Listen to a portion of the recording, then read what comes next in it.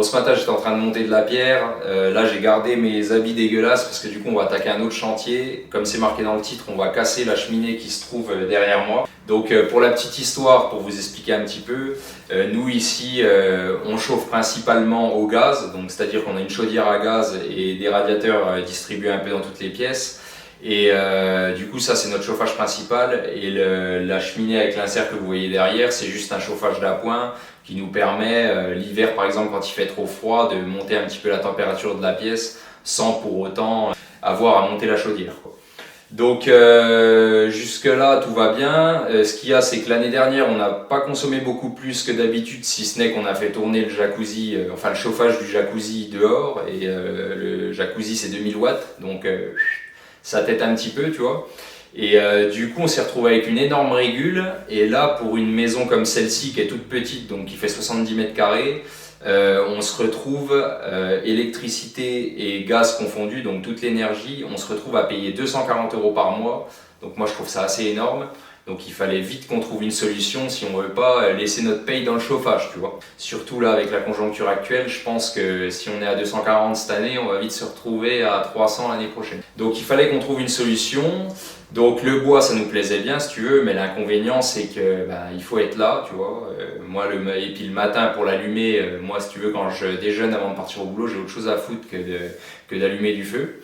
Donc on s'est dit tant qu'on a un conduit qui est déjà là, et on va installer un poêle à granules pour le côté pratique, tu vois. Donc le gars est venu faire le devis, il nous a expliqué, il y a une application, etc. Donc c'est pas mal, tu vois. Puis en plus en ce moment tu as des aides, de l'État pour les poêles à granules, donc c'est pas mal. Et puis tu peux le programmer la veille pour le lendemain, c'est-à-dire que le soir avant de te coucher, si tu te lèves à, je sais pas moi, à 7h, tu le programmes pour 6h, 6h30, et tu descends, il fait chaud, quoi. Et ça peut nous permettre aussi, quand on va avoir les premiers froids, par exemple en octobre ou novembre, je sais pas, tu vois, suivant le temps qu'il va faire, de commencer par allumer ça, tourner avec ça, et quand il fera vraiment trop froid, on allumera le chauffage principal, et ça nous fera peut-être gagner un mois et demi de gaz, et du coup ça nous fera faire des économies. Quoique c'est pas sûr, parce que maintenant ils sont en train d'augmenter le prix du granulé, mais bon, fallait bien trouver une solution. Donc on a opté pour ça, mais j'ai dit que je me chargeais du démontage de la cheminée. Donc je sais pas du tout comment ça fonctionne, comment c'est fait. Enfin j'ai une petite idée, mais j'ai jamais fait ça. Du coup ça doit être tout simple, hein. Je pense qu'il y a un conduit qui descend là, tu as l'insert ici. Après c'est les pierres, je sais pas trop comment elles sont emboîtées. Je sais pas si ça va être trop lourd pour moi, peut-être qu'il va falloir que je fasse appel à quelqu'un pour les soulever. Enfin pour l'insert j'en suis quasiment sûr que je vais pas y arriver tout seul, mais on va essayer quand même. Et puis voilà quoi, on va prendre la massette, on va déjà commencer par casser le caisson qu'elle a. Là, je pense que je vais en chier un peu parce que le placo qui est là, c'est déjà moi qui l'avais recollé par-dessus. Donc là, il y a 2 épaisseurs de placo plus une armature. Mais bon, on va y arriver. On va s'attaquer à ça tout de suite. Je sors la massette, les lunettes, les gants et on fait ça ensemble.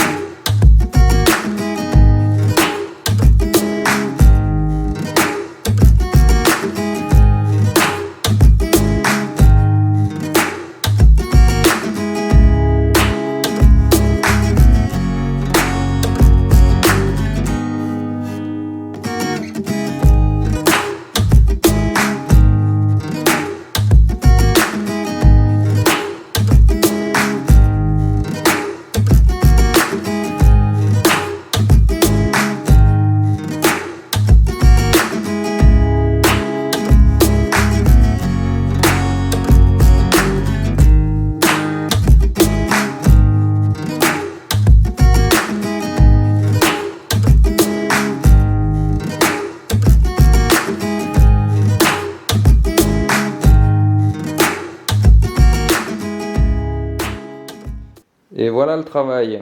Bon, c'est un peu Bagdad, hein. On a du rail à placo, du placo. Là, on a les plaques que j'avais posées qui sont restées quasiment intactes. Ça s'est bien décollé, ça m'a facilité un peu le travail, tu vois. Pourtant, j'avais mis du map, hein. Là, on a les 2-3 seaux qui restent. Donc, on va évacuer tout ça. Il y aura tout ça à évacuer aussi. Ça, je vais pas vous le filmer, hein, ça sert à rien. Je vais juste vous montrer un petit peu comment ça se présente. Donc déjà, c'était pas trop mal foutu, tu vois. Et puis je suis assez content parce que j'ai pas bousillé le placo là-haut, tu vois. J'avais un peu peur de ça, j'appréhendais un petit peu le moment là, tu vois. Et finalement, c'est sorti carré, propre, on n'a rien arraché. Donc ça, je suis plutôt content du résultat, tu vois. Donc à l'intérieur, comment ça se présente? Bah là, tu vois, on a une sortie d'air chaud là qui va dans la salle. Tu vois, on a la grille de l'autre côté. Ce petit truc là, je pense que c'était une sortie d'air chaud aussi. Je vois pas ce que ça peut être d'autre. Bon, ce qui est dommage, c'est qu'elle sortait comme ça dans le caisson. On aurait pu l'exploiter autrement, tu vois. Donc les deux sorties d'air chaud qui sont là. Là, on a une troisième sortie d'air chaud qui est là. Celle-là, elle alimente la chambre là-haut. Elle sort dans le plancher directement pour chauffer la chambre là-haut. Et ça, le gros tuyau, c'est celui d'évacuation des fumées, quoi. Donc voilà pour la partie haute. Là, on va s'attaquer à la partie un peu plus dure, c'est-à-dire avec tous les éléments lourds. Donc la poutre, les jambages, l'insert, etc. J'espère que je vais me dépatouiller de ça tout seul. Du moins, on va essayer. Je vais déjà commencer par nettoyer tout ça. Et je vous poste le démontage de la partie basse tout de suite. C'est parti.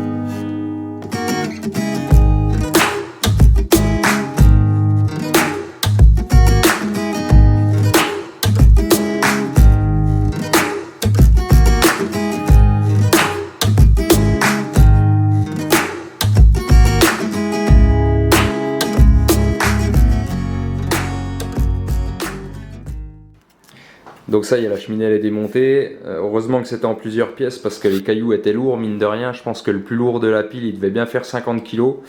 Donc c'était pas sans peine.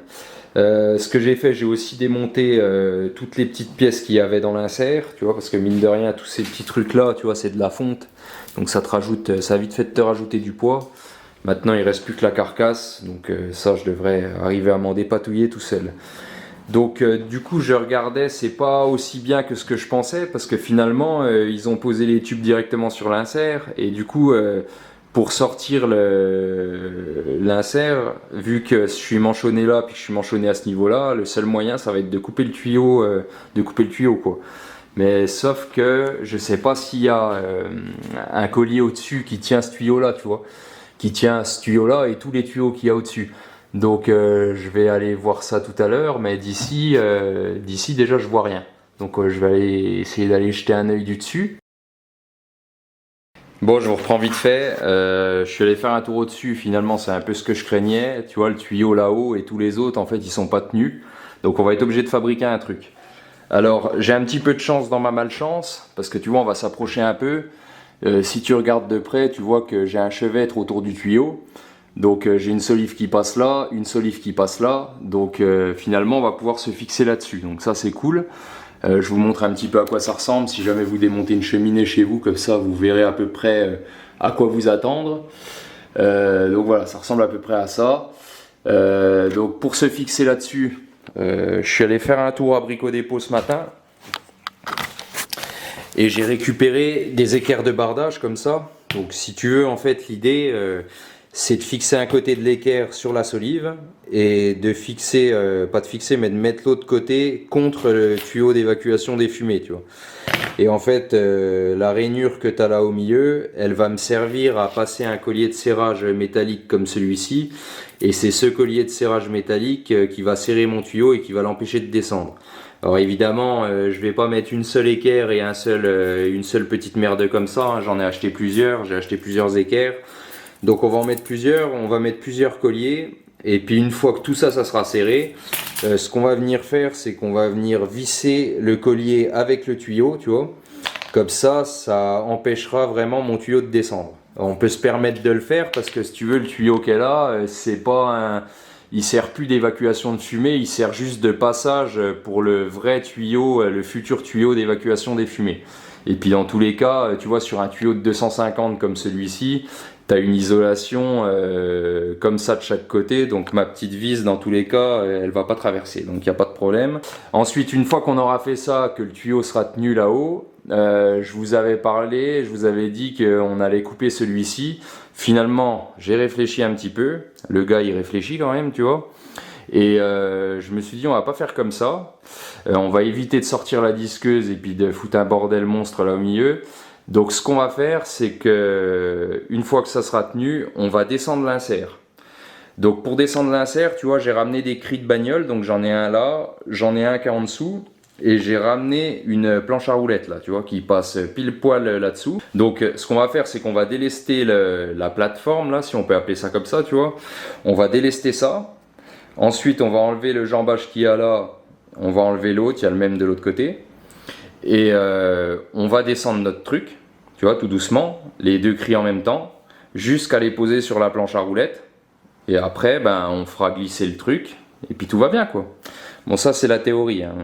Après la pratique c'est autre chose, des fois il y a un monde entre les deux, mais le seul moyen de savoir c'est d'essayer. Donc allez, c'est parti.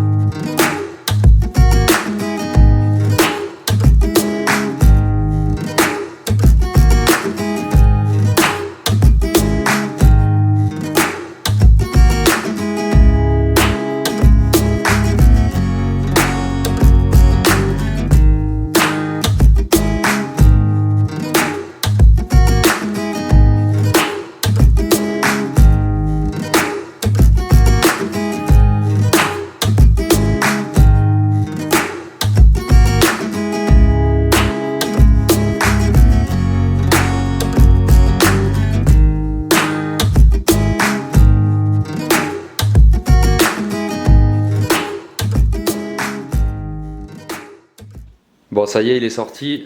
Finalement ça s'est pas passé exactement comme je voulais parce que tu vois il a quand même fallu le couper parce que la paroi intérieure elle s'est barrée. Donc du coup j'ai fait une coupe de professionnel, tu vois bien.